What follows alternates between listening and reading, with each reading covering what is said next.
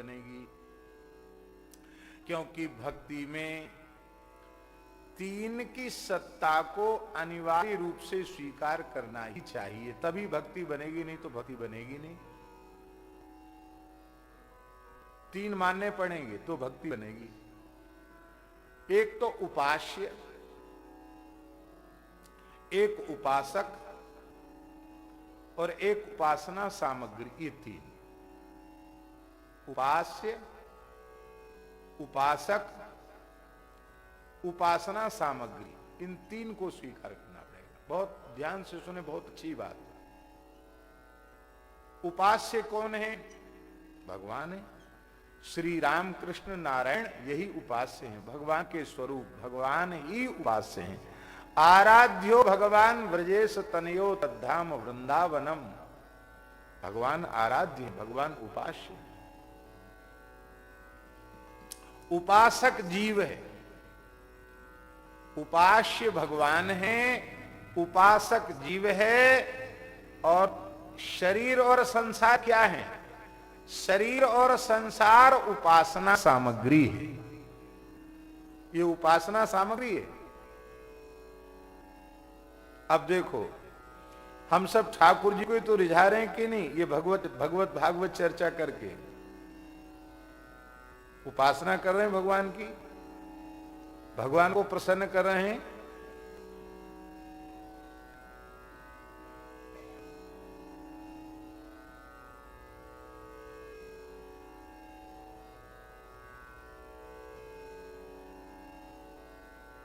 आप लोग रोज सुनते हैं, भक्त दाम संग्रह करे कथन श्रवण अनुमोद, सो प्रभु प्यारो पुत्र ज्यों बैठे श्री हरि की गोद, बैठे श्री हरि की गोद। इसलिए तो हम लोग कर रहे हैं कि हम लोग ठाकुर जी की गोद के अधिकारी हो जाएं।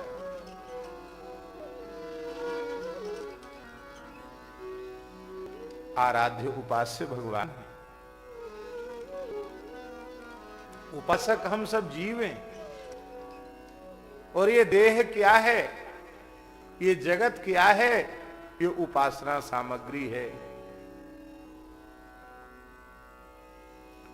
भगवत भागवत गुणगान उपासना है कि नहीं? नवदा भक्ति में एक भक्ति है। अब हमारे पास देह नहीं होता, वाणी नहीं होती, बुद्धि नहीं होती, तो हम भगवत गुणगान कैसे करते? ये उपासना सामग्री हुई कि नहीं? आपके पास श्रवण नहीं होते, आपके पास समझ नहीं होती, तो आप सुनते समझते कैसे? ये उपासना सामग्री हुई। और जगत भी, ये लकड़ी का मंच, ये यंत्र, ये लाइट और ये भवन और ये नीचे बिछैयत, ये सब उपासना सामग्री है कि नहीं?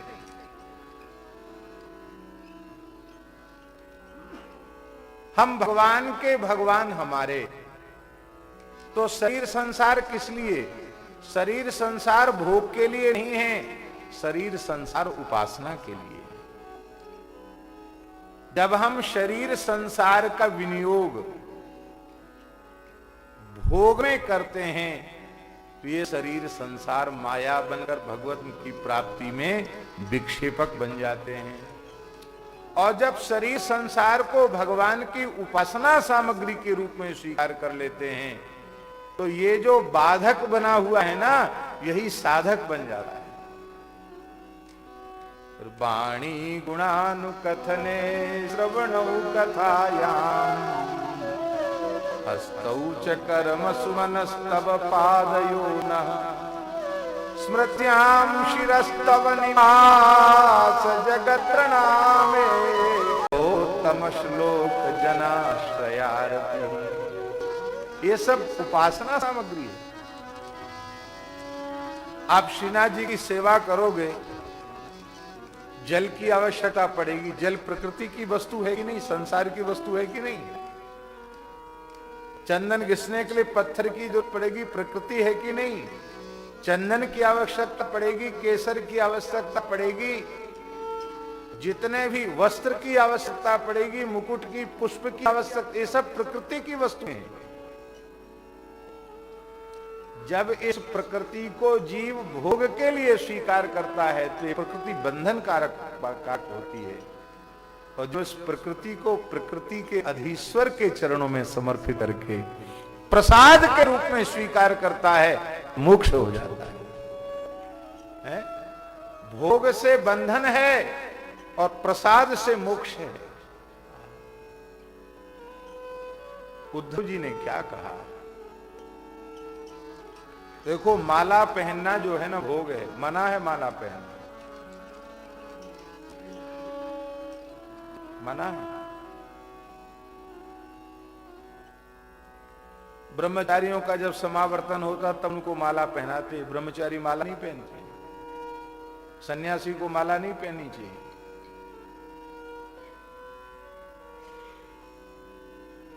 मना है माला पहनना।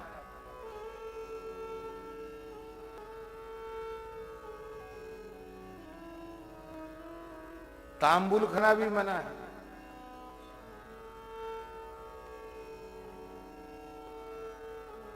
इत्र लगाना तो बिल्कुल मना है, और मलयाग्री चंदन का लेप करना भी मना है।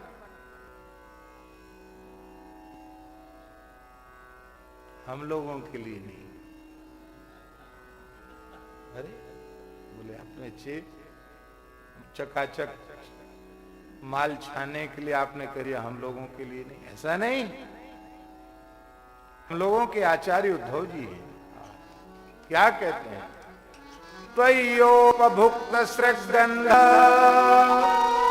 वासोलंकार चर्चिता उच्छिष्ट भोजिनो दासा तब मायाम जय। हे नाथ, मैं आपकी माया से भयभीत नहीं हूं। आपकी प्रसादी माला, आपका प्रसादी चंदन, आपके प्रसादी वस्त्र, आपका अधरामृत प्रसाद, आपका चरणामृत प्रसाद, आपका इत्र प्रसाद, आपका बीरी प्रसाद लेकर के हम वैष्णवों ने आपकी माया को जीत लिया है।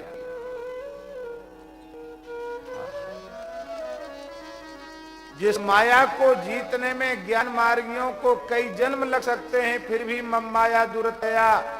इसलिए भगवान ने कह दिया, भाई कान खोलकर सुन लो, मेरी शरणागति के बिना माया पिंड नहीं छोड़ेगी तुम्हारा। माम एव ये प्रपद्यन्ते माया मेताम तरन्ति।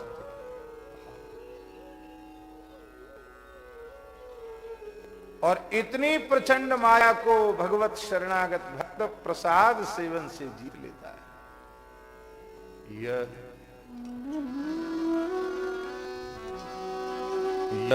दिव्य प्रसाद प्रिया प्रिय को, यह दिव्य प्रसाद प्रिया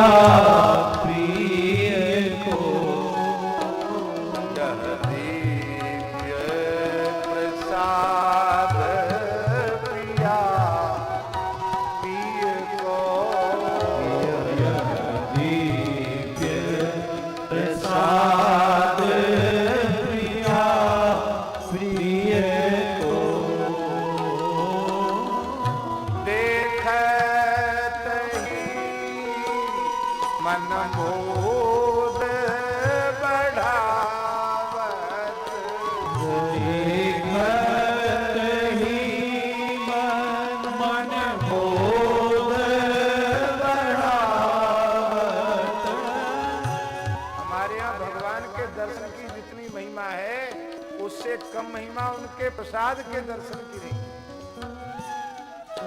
इसलिए भगवान के भोग का जब 56 भोग का मनोरथ होता है तो दर्शन खोला जाता है। भगवान के साथ उनके अधरामृत प्रसाद का दर्शन वैष्णव करें।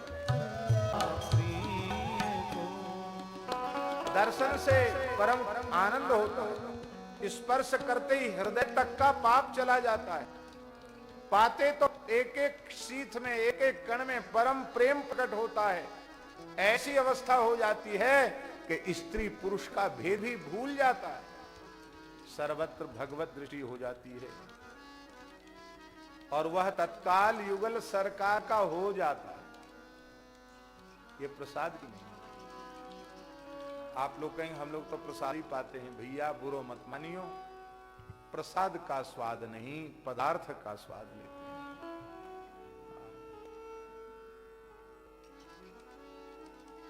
वस्तु का स्वाद लेते हैं। इसमें युगल प्रियालाल के अधर का रस है, ये भाव उस समय नहीं कर पाते।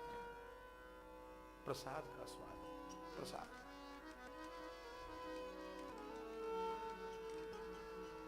ठाकुर जी लिखा है यतियों के लिए, वो भिक्षा करके लावे कपड़े में और फिर उसको नदी में या सरोवर के जल में 5 बार, 3 बार या 5 बार उसको ऐसे ऐसे करें। क्यों? उसका नमक मिर्चा और जो कुछ भी है, खट्टा मीठा चटपटा, वो सब अंश पानी में चला जाए, गल जाए, फिर वो ग्रहण करें। आस्वाद भिक्षा। पर हम लोग ठाकुर जी को भोग लगा के उसको ले जाएं यमुना जी, वो कपड़ा में बांध के ऐसे ऐसे झूला में, और सबरा जब खंगर जाए, प्रक्षालित हो जाए, तब उसको पावे। ये हम लोगों के यहाँ एक परंपरा। क्यों नहीं? अरे ठाकुर जी का अधर सुधार से ही तूने धो दिया, फिर क्या रह गया? धन्य।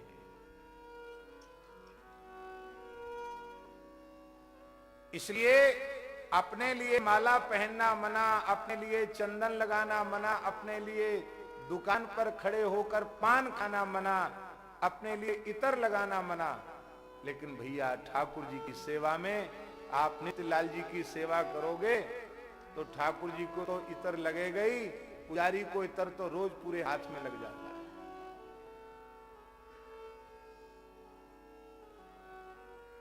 ठाकुर जी के श्रीअंग में चंदन लाओगे, वो चंदन प्रसादी मिलेगा।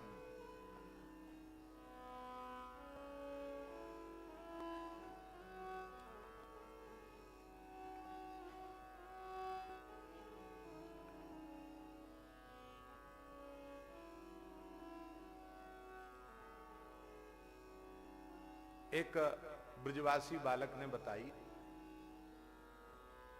गिरिराज जी के,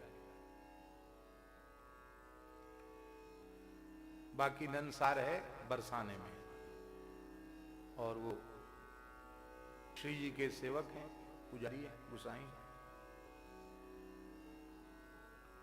तो बालक ने बताई कि जब हमारे नाना जी के यहाँ सेवा आवे, मामा जी नाना जी के यहाँ, तो हम बाबा श्री ठाकुरदास जी को डलिया प्रसाद राधा रानी बरसाने का लेके आते, तो बाबा सिर से लगाते और उसमें से बीरी ले लेते। तो बोले हमारे मन में हाथों को बाकी तो सब बटा देते हैं, वो एक कण लेते हैं और बाकी बीरी रख लेते हैं। बीरी क्यों ले लेते हैं? बाबा तो कभी पान खाते नहीं, बाबा बीरी क्यों ले लेते हैं? बोले हमारे, लेकिन बाबा थे कैसे पूछें? संकोच लगे, भय लगे, बाबा थे पूछ ना पाए। बोले हमारे नाना जी की सेवा आई, हम छोटे छोटे बालक, तो बालकन का तो प्रवेश है ही है। तो बोले हम तो उनके दो मित्र, तो धोती पहन के भीतर तक भले ही नहीं गए, लेकिन एकदम निकट तो चले ही गए। तो वहां क्या देखा कि श्री जी के सामने मंगला से श्रृंगार, राजभोग, उत्थापन भोग, संध्या भोग, शयन भोग सब धराया जाता है, वो तो सामने धराया जाता है। और जब बीरी का भोग लगता है तो बीरी सामने पधरा करके, बीरी पहले श्री जी के मुखारबिंद से लगाते हैं, फिर ठाकुर जी के मुखारबिंद से लगाते हैं, फिर रखते हैं, फिर एक एक बीर को ऐसे ऐसे ऐसे ऐसे ऐसे ऐसे ऐसे। अरे अब मेरी समझ में आई कि बाबा बीरी क्यों ले, क्योंकि ये बीरी तो युगल सरकार के साक्षात अधर से स्पष्ट है, इसलिए ये बीरी का विशेष भाव से बीरी को ग्रहण करते हैं। हाँ, अब दुकान पर खड़े होके कोई वैष्णव पान खावे और फिर उसमें कहे कि इतने नंबर का जर्दा मिला देना, ये तो भैया वैष्णवता नहीं है, ये तो बहुत दुर्भाग्य की बात है, हैं? तरह तरह की वैष्णवता होती है, हम लोग जा रहे थे गुजरात ठाकुर जी, सौराष्ट्र। तो साथ में ठाकुर जी कई संत थे, तो गंगा जल रखा था साथ में। तो हम लोगों ने संभवतः अहमदाबाद या बड़ौदा, कहीं बड़ौदा पहुंची ट्रेन, वहां स्नान किया, थोड़ी देर ट्रेन वहां रुकी, वहां सबने स्नान कर लिया, संध्योपासन, वहीं चंदन घिसे, वहीं आरती हो गई ट्रेन में ही, और वहीं ठाकुर जी को भोग लगा। तो जब हम लोग सब थे तो सबको चरणामृत प्रसाद मिला। एक वैष्णव भी सीट पर थे, गले में तुलसी की कठी से लगा, वैष्णव है, चलो इनको भी चरणामृत प्रसाद दे दें। तो उन्होंने चरणामृत भी नहीं लिया, प्रसाद भी नहीं लिया। तो मैंने नहीं कहा कि उनको दो, मदन मोहन दास जी थे सेवा में, मदन मोहन दास जी ने प्रसाद और चरणामृत दिया, पूजा वही करते थे। हाथ जोड़ लिया नहीं, हमारे मन में आया कि गले में तो इनके तुलसी है, जुगलकंठी धारण किए हुए हैं, और लगने भी लग भी रहे हैं कि वैष्णव है, फिर इन्होंने प्रसाद चरणामृत क्यों नहीं लिया। तो ठाकुर जी ने क्या कहा, हमने जब उनसे पूछा, उन्होंने कहा हम अनन्य वैष्णव हैं, हम किसी का प्रसाद नहीं लेते, हमकी तो भगवान का प्रसाद है। हमारी सेवा में तो शालिग्राम जी, गिरिराज जी के स्वरूप विराजमान है, और कौन विराजमान है? कोई ऐसी सेवा तो विराजमान नहीं कि जिनका प्रसाद नहीं ले सके, तो ठाकुर जी हैं। नहीं नहीं नहीं, हम तो अनन्य मार्गी हैं, और हम ये सब है ना किस दूसरे के प्रसाद नहीं लेते। तो मैंने मदन मोहन दास जी को कहा कि ऐसे ट्रेन में चलते भक्ति दिखानी भी नहीं चाहिए। हाँ, यहाँ तो भरत खतरे से खाली नहीं, किसी को खाने पीने का सामान दो तो प्रसाद के नाम से दो, कहीं वो नाटक करने लग जाए बेहोशी का तो लेने के देने पड़ जाए। हाँ, अब थोड़ी देर बाद प्याज के भजिया और वो जो जिनकी बदबू बड़ी भारी आती है, वो सब छोला जो बना के रखते हैं क्या क्या, अब उन्होंने खाना शुरू किया बिना नहाए, गरम गरम ट्रेन में जो बिकने आता। मैंने उनसे कहा कि भगवत चरणामृत लेने में, भगवत प्रसाद लेने में आपकी वैष्णवता नष्ट हो रही थी, आपकी अनन्यता नष्ट हो रही थी, और ये जो किसने बनाए, कैसे बनाए, और इसमें अशुद्ध पदार्थ प्याज लहसुन आदि मिला हुआ है, इसको आप एकदम खाए चले जा रहे हैं, इसमें आपकी अनन्यता नष्ट नहीं हुई। बोले बाबा ज्यादा बात मत करो, हमारे गुरुजी ने हमको यही बताया। मैंने कहा आपको दंडोत, आपके गुरुजी को दंडोत।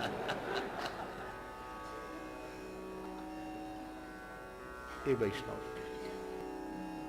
भगवत स्वरूपों में भेद मत करो, संतों में भेद मत करो, भगवत भागवत अपराध से बचकर के श्री ठाकुर जी को भजो। भजिवे को दोई सुघर कह हरि कह दास। हमारे जीवन में दंभ नहीं होना चाहिए, वास्तविकता। दंभ से तो पतन ही है।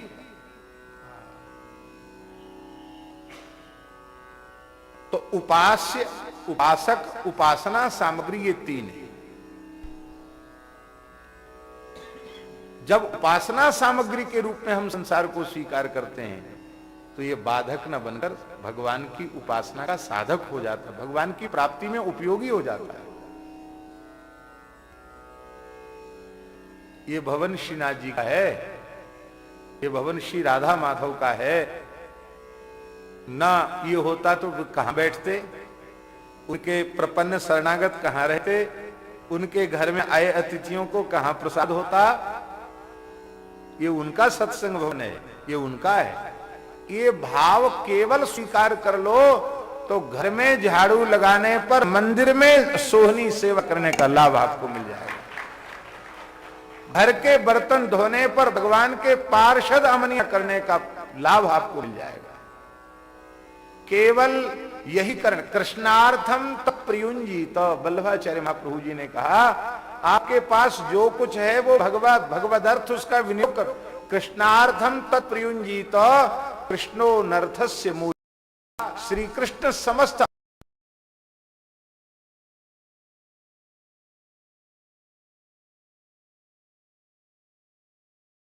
कर देते हैं, तो भैया वो प्रवृत्ति भी निवृत्ति का साधन बन जाती है।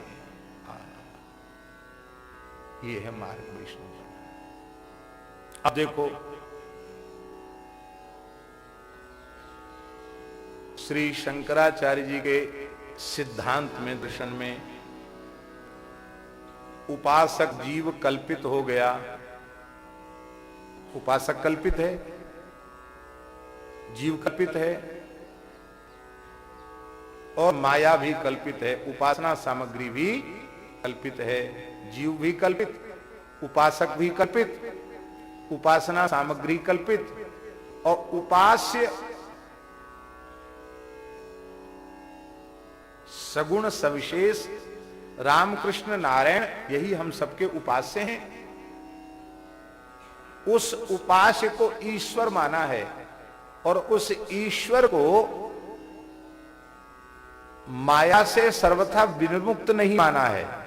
माया की उत्कृष्ट उपाधि से उपहित ईश्वर, माया की अपकृष्ट उपाधि से उपहित जीव, और माया तो है ही है।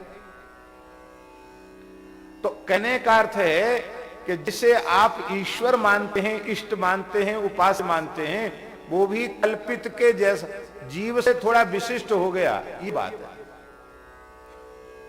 इसका मतलब है कि ये सिद्धांत केवल इसलिए था कि जैन बौद्ध जो ब्रह्म की सत्ता स्वीकार नहीं कर रहे थे, वे स्वीकार करें। स्वयं शंकराचार्य का सिद्धांत तो भगवान की शरणागति ही है, भगवान की भक्ति ही है। इसलिए भगवान शंकराचार्य की पवित्र परंपरा में भी अनेक महापुरुष ऐसे हुए जो उस परंपरा में दीक्षित होने के बाद भी, उस सिद्धांत के प्रकांड पंडित होने के बाद भी भगवान के अनन्य अनुरागी प्रेमी शरणागत भक्त हो। श्रीधर स्वामी पाद, जिनकी टीका का समादर श्रीमन महाप्रभु जी करते हैं, सभी आचार्यों ने जिनका आदर किया है, ऐसे श्रीधर स्वामी पाद शंकराचार्य जी की ही पवित्र परंपरा में प्रकट हुए। भक्ति रसायन जैसा ग्रंथ लिखने वाले श्री मधुसूदन पाद सरस्वती शंकराचार्य जी की पवित्र परंपरा में प्रकट हुए। इन सब ने भगवान की भक्ति को स्वीकार किया। इसलिए भक्तमाल के टीकाकार प्रियादास जी महाराज ने स्पष्ट कर दिया। क्या कहा? बहुत बढ़िया बात।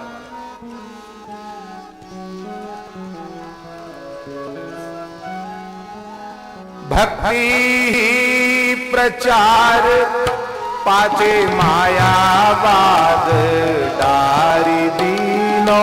भक्ति प्रचार पाचे मायावाद डारी दीनो।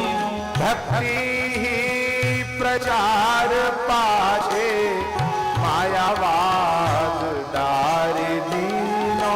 भक्ति प्रचार पाछे मायावाद डारी दीनो। किनो प्रभु कहो कीते विमुख भये। हाँ, किनो प्रभु कहो कीते विमुख भये। भक्ति का ही प्रचार आपने किया, किंतु पीछे मायावाद सिद्धांत की स्थापना की। और वो मायावाद था तो जैन और बौद्धों के लिए, उनको भुलावे में डालने के लिए था, लेकिन उसी को कुछ लोग शंकराचार्य जी का हार्द सिद्धांत मान करके भगवान की शरणागति से विमुख हो गए, भगवान की भक्ति से विमुख हो गए, भगवान के नाम रूप लीला से वंचित रह गए। बोले ऐसा फिर किया तो शंकराचार्य जी ने, जिससे तमाम लोग भ्रमित हो गए। बोले कीनो प्रभु कहो, कीनो प्रभु कहो कीते विमुख भये। भगवान ने जो कहा वो किया। भगवान ने ऐसा क्यों कहा? ठाकुर जी ने इसलिए कहा कि अनधिकारी जीव कहीं भक्ति के स्वरूप को विकृत न करें, अनधिकारी दूर ही रह जाएं, इसलिए ऐसा किया। कैसे भक्त हैं शंकराचार्य जी? अपनी माता को अंतिम दर्शन देने के लिए, माता का अंतिम दर्शन करने के लिए गए, कालड़ी पधारे, अपनी माता को प्रणाम किया। माता ने कहा बेटा तुम आ गए, दंड के सहित शंकराचार्य भगवान ने अपनी माता के चरणों में साष्टांग प्रणाम किया। सदंडम प्रणमेत भूमौ, जन्मदात्री माता आ जाए तो दंडधारी यति को भी दंड के सहित प्रणाम करना चाहिए। माता से बड़ा इस ब्रह्मांड में और कोई दूसरा नहीं। आहा, सो अज भगति प्रेम बस कौशल्या की वो अज अविनाशी को गोद में लेने वाली माई है।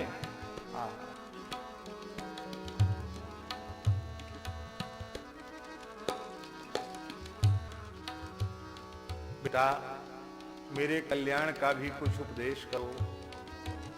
शंकराचार्य जी ने श्री कृष्ण स्तोत्र सुनाया और श्री कृष्ण का साक्षात दर्शन कराया और दर्शन कराकर कहा, मां नित्य गोलोक धाम प्रयाण करो।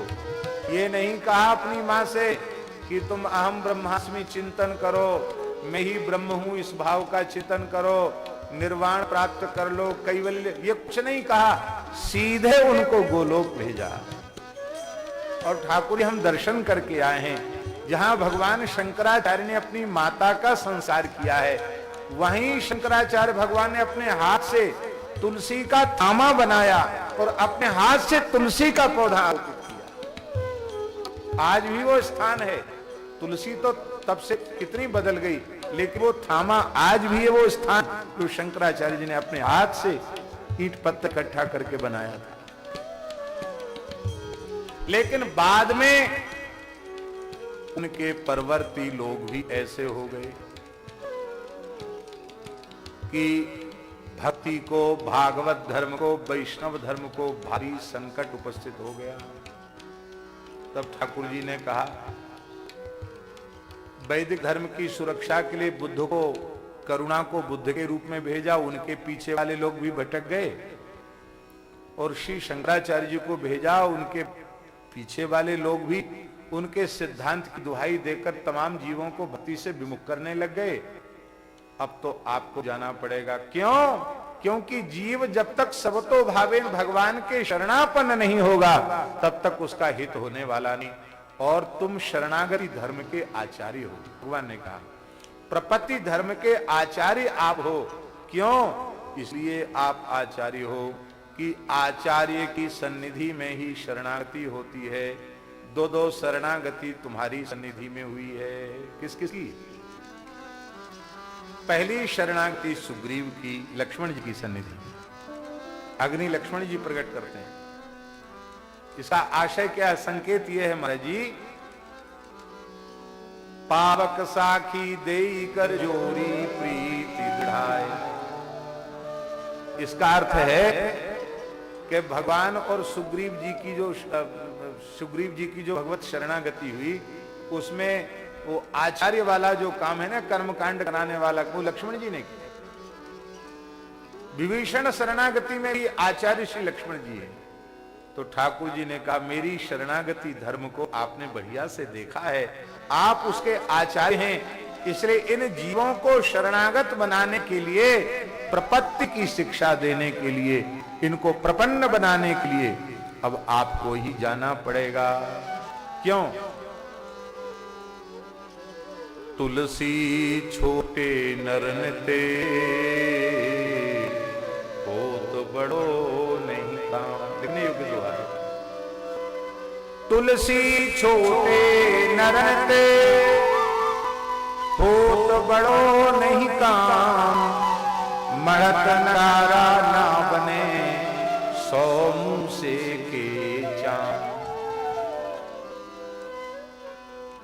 कोई विशिष्ट कार्य तो किसी विशिष्ट महापुरुष के द्वारा ही होता है, छोटे मोटों के द्वारा नहीं होता है।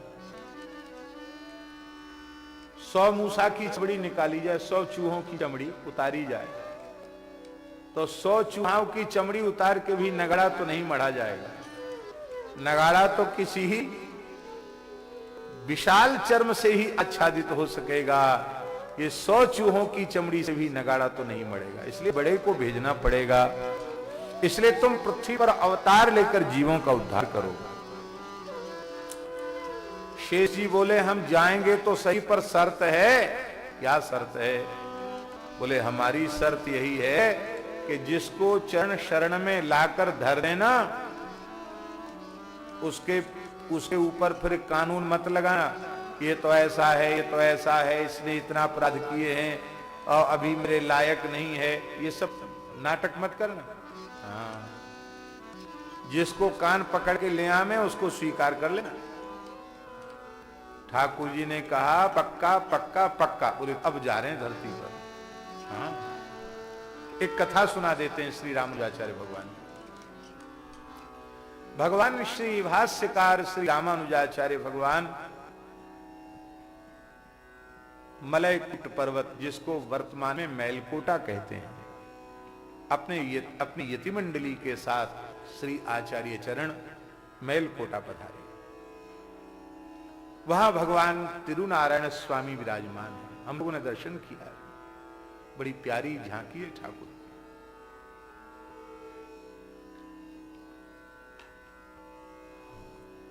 इतने त्रिदंडी सन्यासियों को, वैष्णवों को शंख चक्रांकित तुलसी पद्माक्ष की माला धारण किए हुए, द्वादश पुंड धारण किए हुए इतने वैष्णवों को देखकर भगवान का मन भी बहुत आह्लादित हो गया। भगवान गदगद हो गए। भगवान आचार्य चरण यतिवृंदों के साथ भगवान की स्तुति कर रहे थे। भगवान बड़े प्रसन्न हो रहे थे। ठाकुर जी कलिकाल की घटना। ठाकुर जी ने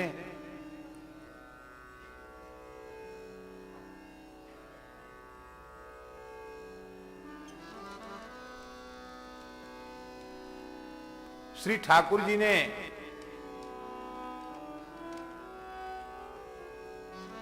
अपने हाथ के इशारे से, बाद में उग जाओ भैया, बाद में कर लेना।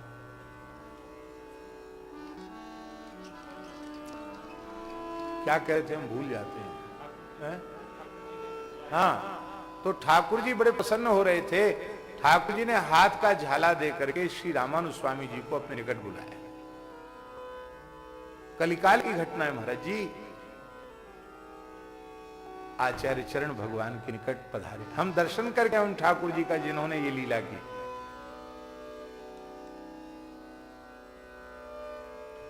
बोले एक बात हमको आपसे पूछनी, आप सबका समाधान करते हो, हमारा भी समाधान करो। हाँ बोलो। बोले हमने रामावतार में एक बूंद हाथ में जले के प्रतिज्ञा नहीं की। अपार जलराशि समुद्र को साक्षी करके मैंने प्रतिज्ञा की थी। सकृत एव प्रपन्नाय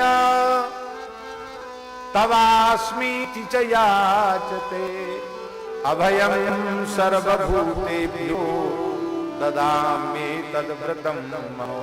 एक बार मेरी शरण में आकर कहता है, हे नाथ मैं आपका हूं, आपकी शरण में हूं, मैं उसे प्राणी मात्र से निर्भय कर देता हूं। इतनी बड़ी घोषणा मैंने की। यहां तक कह दिया कि मित्र भावेन संप्राप्तम न त्यजेयं कथंचन दोषो यद्यपि तस्य स्यात् सतामेतद्गर्हितम्। भले ही वह दोषयुक्त ही क्यों न हो, मैं उसका त्याग नहीं करता। शरणागत कहूं जे तजहि निज अनहित अनुमान, ते नर पामर पापमय तिन्हि दिलोक रहान। कोटि विप्रबध लागै जाऊ, आयु शरण तजौ नहीं पाऊ। शरणागत का त्याग नहीं। इतनी घोषणा करने के बाद भी गिनती के लोग मेरी शरण में आए। कौन कौन आए? तो ठाकुर जी ने आचार्य चरण से कहा, काकम तम च विभीषणम। एक कौआ आया शरण में। वो भी ऐसे अपने मन से नहीं आया। इंद्र का बेटा जयंत अपनी कुबुद्धि से कौआ बन गया था। सीधे साधे कथा कीर्तन सुन के आया हो सो नहीं। वो तो गरज रहा था अपनी घरवाली पर, एक कहां गई? बोले मैं चित्रकूट गई थी। किस लिए? बोले प्रभु श्री राम का दर्शन करने गई थी। देवराज इंद्र की पुत्र वधू होकर, युवराज जयंत की पत्नी होकर के कौन भगवान तेरा धरती पर आ गया जिसका दर्शन करने गई थी? कहा प्रभु श्री राम। मैं विश्वास नहीं करता, मैं जाऊंगा। और जब वो आया तो परीक्षा लेने के लिए, परीक्षा का विचार आते ही कौआ बन गया। हंस बन के जाता तो भी ठीक था, कौआ बन गया महाराज। और वहां एक विचित्र लीला हो रही थी। एक बार चुन्नी कुसुम सुहाए, एक बार चुन्नी कुसुम सुहाए, निज कर भूषण राम बनाए, निज कर भूषण राम बनाए, सीता ही कही राय प्र। अरे ये क्या तपस्वी का वेश धारण किए है, पत्नी को सजा रहा है। सीता चर चौचहती भागा। गोस्वामी जी ने तो ये कहा, पर महर्षि वाल्मीकि तो कहते हैं विददारस तनांतरे। उस अभागे ने किशोरी जी के वक्षस्थल में अपने चोंच और पंजों से प्रहार किया। तब तो भगवान के ऊपर रक्त का कण गिरा। एक सीख छोड़ी, भागा महाराज। काहू बैठन कहा न ओही, रात को सके राम पर रोही। किसी ने बैठने को नहीं कहा।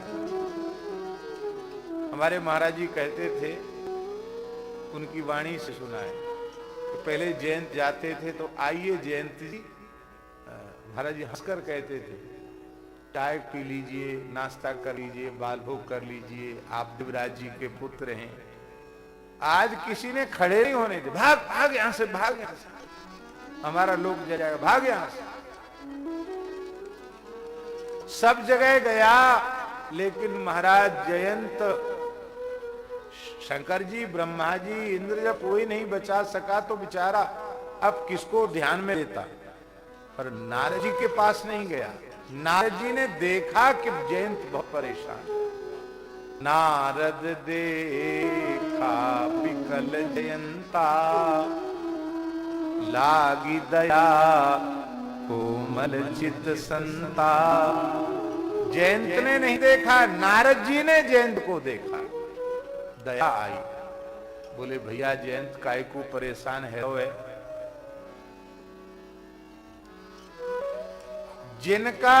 जिनके प्रभाव की परीक्षा करने तू चित्रकूट गया था, अब एक बार उनके स्वभाव का दर्शन करने उनके चरणों में चला जा। उनका स्वभाव कैसा है? अस स्वभाव कहूं सुनाऊं, आस स्वभाव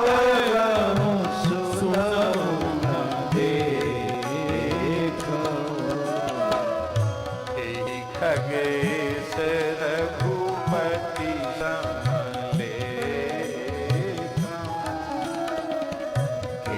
खगेश रघुपति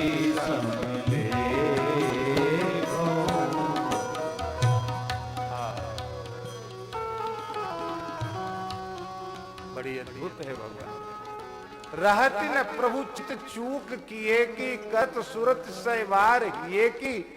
जन अवगुण प्रभु मान न काऊ, दीन बंधु अति मृदुल स्वभाव। अति मृदुल स्वभाव।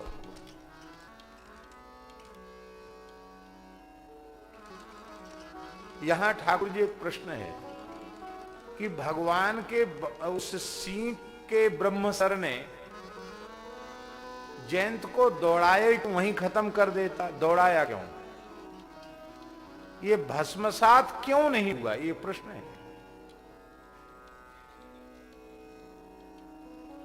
दास को भगवत प्रेरणा से ऐसा लगता है, जब श्री रघुनाथ जी ने वो एक तृण को ब्रह्मसर बना के छोड़ दिया तो हमारी करुणामयी श्री किशोरी जी के हृदय में बड़ी करुणा जगी और श्री किशोरी जी ने संकल्प किया, मेरा पुत्र है, इसका अनिष्ट न हो जाए, ये जल न जाए। किशोरी जी के संकल्प से भगवान का अस्त्र उसे नहीं जला पाया। ये किशोरी जी की करुणा।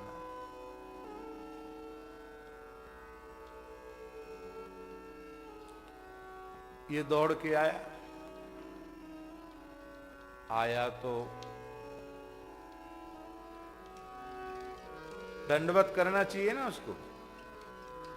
कैसे दंडवत किया जाता है? साष्टांग लूट के वो उल्टा गिरा, भगवान की तरफ पैर और विपरीत दिशा में सिर।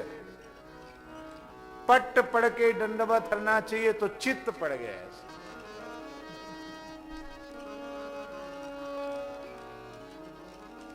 हम समझते थे कि ये भाव ऐसे ही महापुरुष देते होंगे, लेकिन इस बार पद्म पुराण के पारायण में ये भाव आया जिसमें ये बिल्कुल स्पष्ट वहां श्लोकों में लिखा है कि उल्टा गिरा तब किशोरी जी के नेत्र भर आए, पद्म पुराण में लिखा है।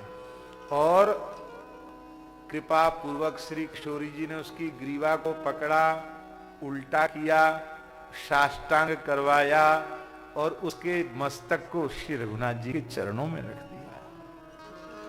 ठाकुर जी ने ऐसा मतलब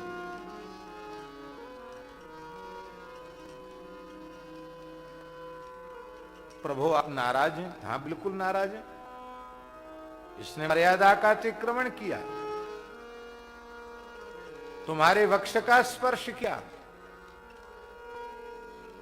इसको क्षमा नहीं किया जा सकता।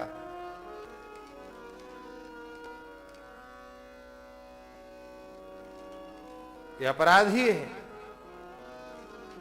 श्री किशोरी जी ने कहा, भगवान अपराधी मत कहिए इसको, ये शरणागत वैष्णव है। अरे कब से शरणागत हो गया? बोले शरणागति गुरु के माध्यम से होती है, आचार्य के माध्यम से होती है, और नारद जी तो परम गुरु हैं, परम भागवत हैं। नारद जी की प्रेरणा से ही आपके पास आया है, हैं? नारद जी का भेजा हुआ, नारद जी की प्रेरणा से आपके निकट आया है। और नारद जी ने आपका नाम सुना के भेजा, आपकी महिमा सुना के भेजा। तो दीक्षा में होता क्या है? गुरुजी नाम कान में सुनाते हैं और आपके स्वभाव को, आपकी शरणागति की महिमा को सुनाते हैं। आपके स्वभाव को, आपकी शरणागति की महिमा को सुनाते हैं। दीक्षा और शिक्षा दो संस्कार तो इसके हो गए। फिर एक संस्कार, हाँ इस पर हमारा बाबा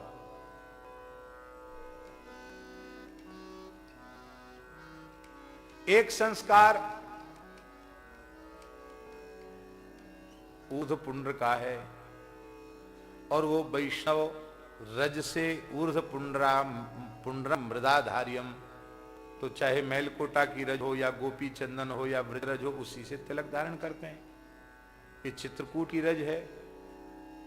इसको तिलक तो आपकी चरण रज इसको लग गई, हमने प्रणाम कराया तो रज लग गई, तो ऊर्ध्व पुंड्र संस्कार हो गया, मंत्र शिक्षा दीक्षा हो गई, ऊर्ध्व पुंड्र हो गया।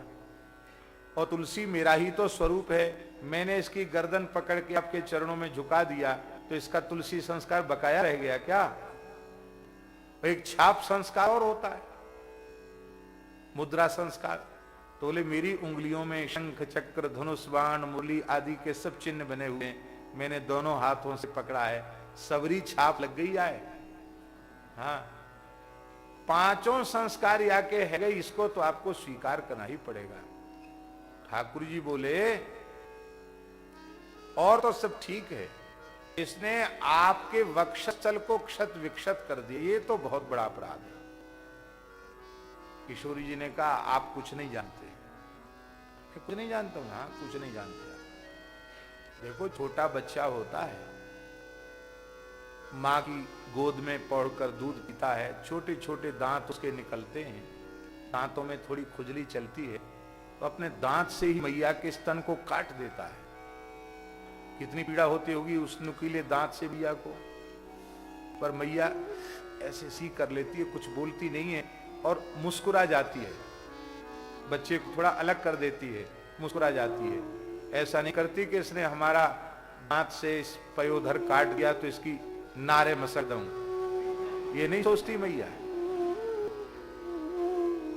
प्रसन्न होती कि इसके दांत आ गए, बच्चा है, बालक है। कुपुत्रो जायेत क्वचिदपि कुमाता न भवति। अरे ये बच्चा नहीं है, ये सबका चच्चा है, इंद्र का बेटा है। अरे बोले इतना अबोध बालक है, इसको अभी ये भी पता नहीं कि दंडवत कैसे किया जाता है, सीधे किया जाता कि उल्टे किया जाता है। मैंने इसको प्रणाम करना सिखाया है, आप कहते बहुत पढ़ा लिखा समझदार है, मैं तो उसको बच्चे ही देख समझती हूं। प्रभु इस पर कृपा करो, ये तो स्वीकार होना ही चाहिए। बोले हमारे बाण का क्या होगा? बोले ये व्यवस्था आपकी है, आप जानो, इसके हम कोई जिम्मेवार नहीं है। तो एक नयन कर तजा भवानी, एक जय सिया राम। बोले महाराज आपने अपने बाण को सफल कर दिया, लेकिन हमारा बेटा काना होगा, लोग कहेंगे किशोरी जी का बेटा काना है, तो हमारी बदनामी होगी कि नहीं? आपकी शरणागति की भी बदनामी होगी। भगवान हंसे, बोले इतना इसको एक्सपर्ट बना देते हैं हम नेत्र संचालन में कि एक ही आंख को इतने जल्दी इधर से उधर घुमाएगा कि कोई पता ही नहीं चला पाएगा कि ये काना है। हाँ, कौवा के एक ही गटा होता, एक ही आंख होती है, इतनी जल्दी इधर से उधर घुमाता है कि आप खूब बारीकी से देखो, ये पता नहीं चले कौन सी आंख या की जैसी आंख है।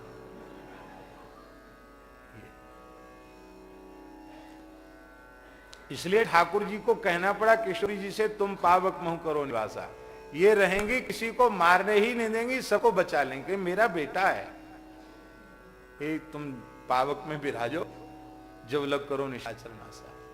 तो कौआ शरण में आया, दूसरा शरण में आया कौन? सुग्रीव।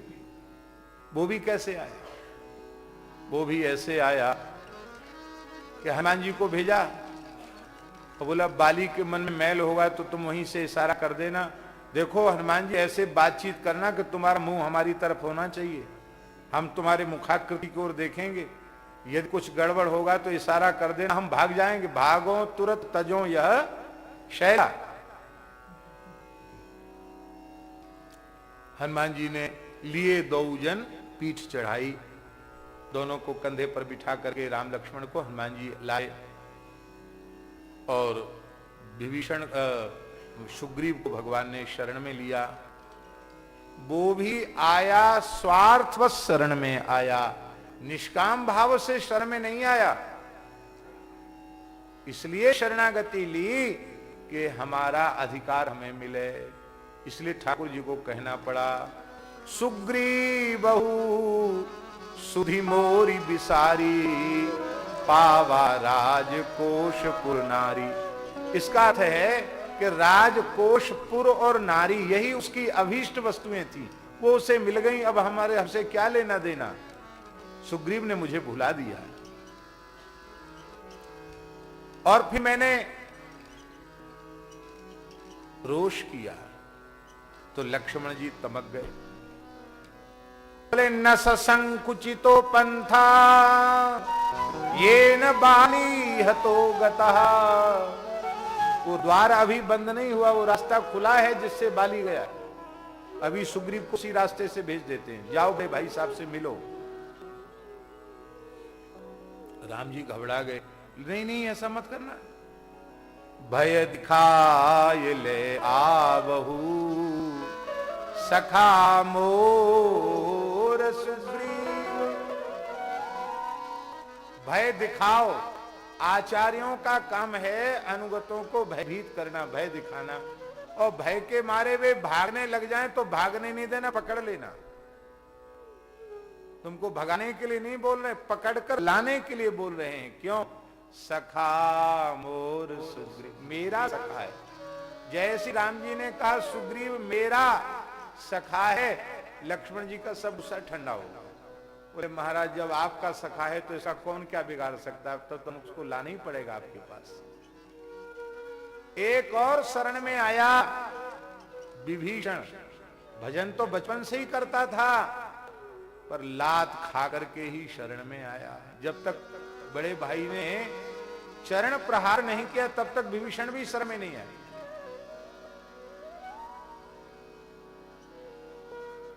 तो हे आचार्य चरण, रामावतार में गिने चुने लोग शरण में आए इतनी लंबी चौड़ी घोषणा करने के बाद, और कृष्णावतार में तो हमने युद्ध के मैदान में कुरुक्षेत्र में खड़े होकर कहा सर्वधर्मान परित्यज्य माम एकम शरणम ब्रज अहं त्वा सर्व पापेभ्यो मोक्षयिष्यामि मा शुचो। वहां अर्जुन शरण में आए, उद्धव शरण में आए, यदुवंशी तक शरण में नहीं आ सके, कौरव भी शरण में नहीं आ, वहां भी गिने चुने लोग शरण में आए। तो रामावतार कृष्णावतार में तो भीड़ लग जानी चाहिए थी, शरणागतों की भीड़ लगी नहीं, गिनती के लोग शरण में आए। पर इस कराल कलिकाल में इतने जीवों को आपने प्रपन्न कैसे बना दिया, आपने शरणागत कैसे बना दिया। बलिहारी जाऊं आपकी, धन्य है आपकी आचार्य की महिमा, आपने ये कैसे किया। आचार्य चरण ने सोचा कि जब ठाकुर जी विनोद कर रहे हैं तो हम पीछे क्यों रहें। तो श्री रामानुजाचार्य जी ने कहा आपका तरीका ठीक नहीं है पूछने का, आप जिज्ञासु नहीं हो। भगवान ने कहा कैसे? ले आपने खुद बताया तरीका, तद विधि प्रणिपातेन परिप्रश्नेन सेवया उपदेक्ष्यन्ति ते ज्ञानम ज्ञानिनस् तत्वदर्शिना। सोने के सिंहासन पर राजाधिराज बने बैठे हो, कहते बताओ कैसे बतावें। मर्यादा से पूछो, सेवा करो, हम राजी हो जाएंगे फिर बतावेंगे। ना पृष्ठक कस्यचित् ब्रूयात् न चान न्यायेन पृच्छतः। बिना पूछे मत बताओ, अनुचित तरीके से अन्याय पूर्वक पूछे तो भी मत बताओ। मर्यादा से पूछे तब बताओ उसको। ठाकुर जी हंसे, बोले आपने बात तो ठीक कह रहे हैं। अर्चकों को कहा ठाकुर जी प्रत्यक्ष लीला कर रहे हैं भगवान आचार्य के साथ, विग्रह रूप से बोल रहे हैं। बोले हमको गर्भगृह से मंडप में ले आओ। मंडप में आ गए ठाकुर जी। आचार्य का सिंहासन ऊपर लगवाया भगवान ने और अपना सिंहासन थोड़ा नीचे, आचार्य का ऊपर। मोते अधिक गुरु जी जाने, ऊपर उनको बिठाया। आप लोग कहेंगे वो कैसे बैठ गए ऊपर?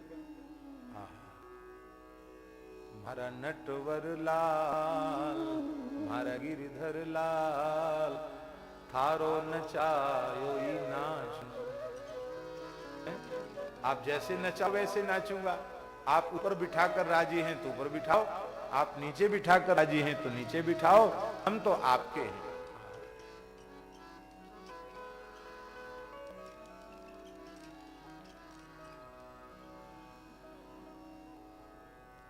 श्री रंगनाथ भगवान की सेवा में सेवा करके श्री रामानुजाचार्य भगवान आ रहे थे महाराज जी, और उनके गुरुदेव श्री महापूर्ण स्वामी वो जा रहे थे भगवान का दर्शन करने। तो श्री रामानुज स्वामी जी को आते हुए देखकर उनके गुरुदेव भूमि पर साष्टांग लूटकर प्रणाम किया। ध्यान से सुनो, साष्टांग लूटकर प्रणाम किया। और श्री रामानुजाचार्य जी नेत्र बंद करके खड़े हुए, शब्द हो गए। वो भी आगे बढ़े और श्री रामानुजाचार्य आगे बढ़ गए। सब शिष्यों को बड़ा बुरा लगा। गुरुजी लंबी डंडोत कर रहे हैं, चेला जी तो सीधे खड़े, आंख और मूंदली। ये समझ में नहीं आया।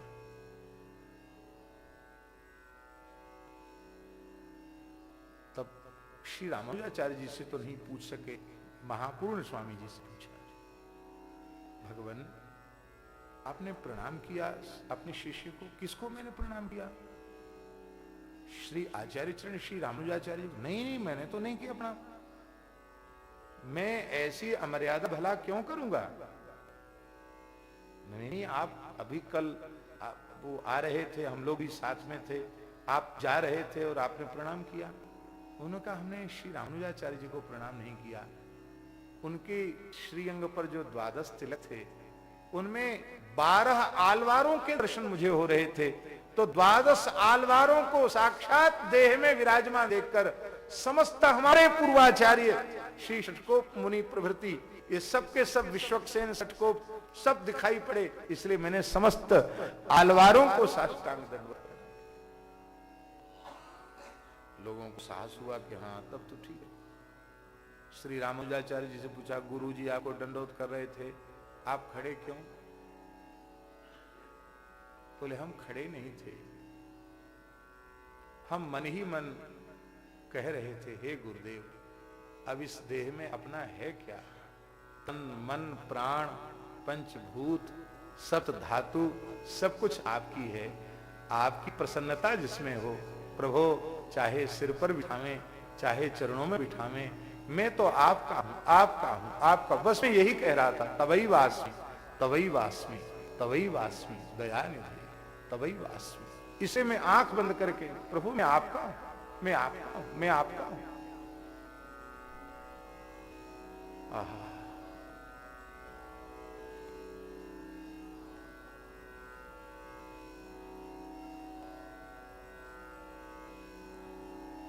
सेवक का धर्म क्या है? ठाकुर जी सेवक का धर्म क्या है? क्रिया त्यागे अपनी रुचि, अपनी रुचि से क्रिया करना छोड़ दे, यही सेवक का धर्म है। ठाकुर जी की सेवा, गौ की सेवा, संतों की सेवा, माता पिता की सेवा, किसी की भी सेवा करे, सेवक का धर्म है क्रिया त्यागे अपनी रुचि, अपनी रुचि से क्रिया करना छोड़ दे।